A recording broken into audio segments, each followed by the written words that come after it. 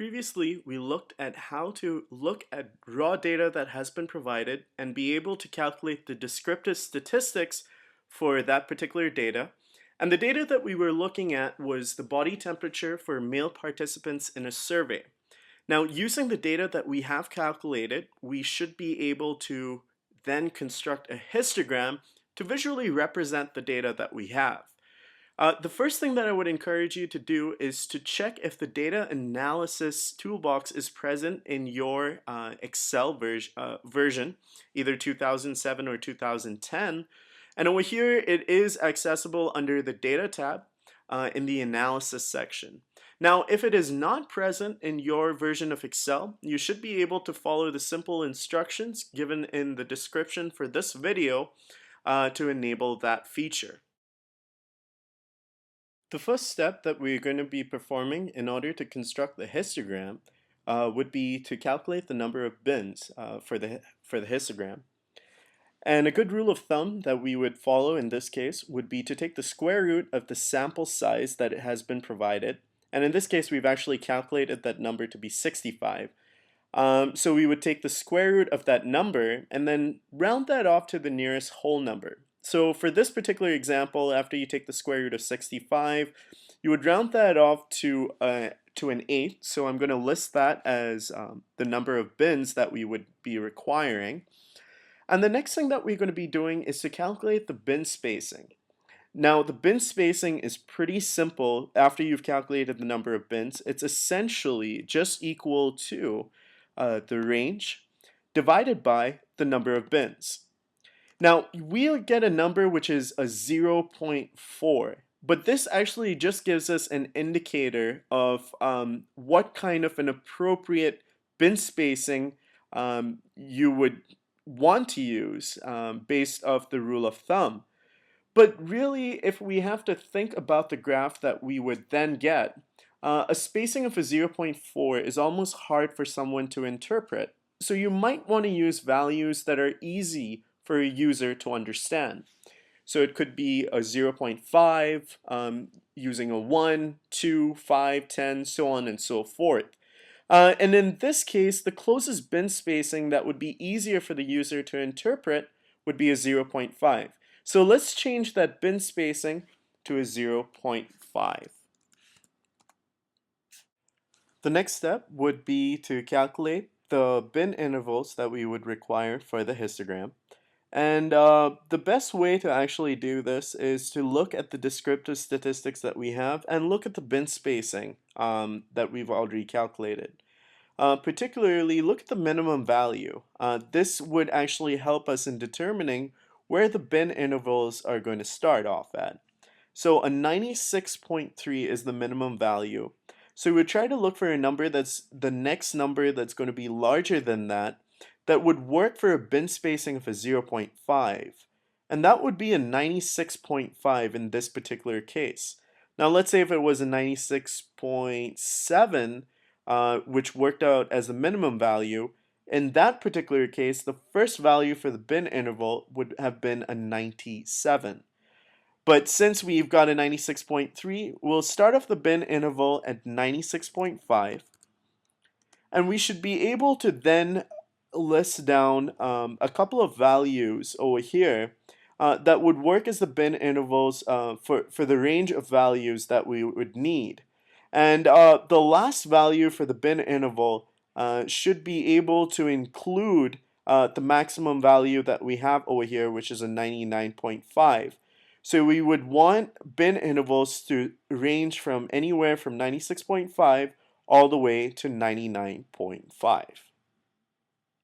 After you've calculated the different bin intervals, we are now ready to actually construct the histogram. So what we're going to do is click on the data analysis option and then select histogram from the different options that are present and then click OK. Now it asks a couple of things from us, and the first thing that it asks from us is the input range. And you could either enter the range of values that we're looking at, and since I've already done this before, it has actually registered the values that I've used before, which is the male participants. But in case you have to select data, you should be able to click on the formula option over here. A formula bar will open up. And then you can go ahead and click and drag the values that you need from the temperature column um, um, in order to change the values that you already have listed over here. But since this is the range that we need, I'm just going to leave it as it is. The next range of values that we're going to be looking at is going to be the bin range. And again, it's going to be for the values that we calculated just previously. And those values are listed over here. And, and since we're done with those two pieces of information, we should now try to select the chart output. So definitely you want to check mark for that. This is to indicate that we want Excel to show us a graph for the data. And you've got different ways in which you can actually list the output.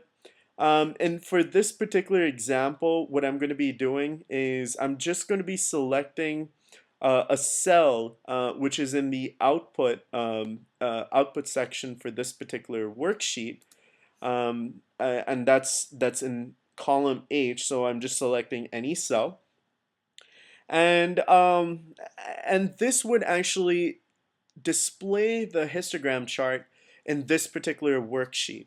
If you select the new workbook option, you should be able to see the output in a different workbook. But for this particular example, I'll just show you how to list it in this particular worksheet, and then we should be able to modify the settings later on. The resultant output that you would then get is listed over here, where you've got the bin values listed over here, followed by the frequency of the occurrence within that particular range of values. So if we have to look at the histogram graph that has been plotted by Excel, which is listed over here, you can see that for this particular bin spacing that we have over here, a 96.5 is listed over here to indicate it includes all values that are less than or equal to a 96.5 but greater than a 96. So if we have to look at this particular bin over here, which is the fifth bin, and it says it's a 98.5, this would indicate it includes all values that are less than or equal to a 98.5 but greater than a 98. You should now be ready to make certain changes to the graph. Typically, we want to make changes that would make it easier for someone to interpret the information that's provided over here. We could simply do that by either changing the title. So if you click on the title once, you should be able to come across a cursor to highlight the information that's in the title, and you should be able to edit it that way. Let's say you want to move the title to the bottom. You can definitely do that as well by just clicking and then dragging it to the bottom. But obviously, since the graph is pretty much in the way, you want to move that. So you might want to click in some blank space of the graph, and you should be able to then drag that plot area to some place in the top of the graph, so on and so forth. Now, there's a lot of other stuff that you can play around with, which is present under the Layout tab under Chart Tools. And this includes a lot of information over here, such as including data labels. So if you want to indicate how many participants fall within this particular bin, you can definitely include data labels as well. If you want to include grid lines, either horizontal grid lines, for this particular example, you can do that as well. So I would encourage you to play around with the tools that are provided over here, and let's see what you come up with. And the following should be an example of how your histogram chart should look like.